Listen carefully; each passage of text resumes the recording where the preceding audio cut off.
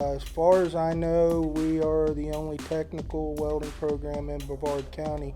On the one-year degree, you end up taking multiple AWS certifications, and we hold you to those standards. So by the time you graduate, go to work for somebody, you've already passed that test. Brevard County has a lot of industry in the welding trade. So we have Space Center, we have a lot of companies around here that support the Space Center.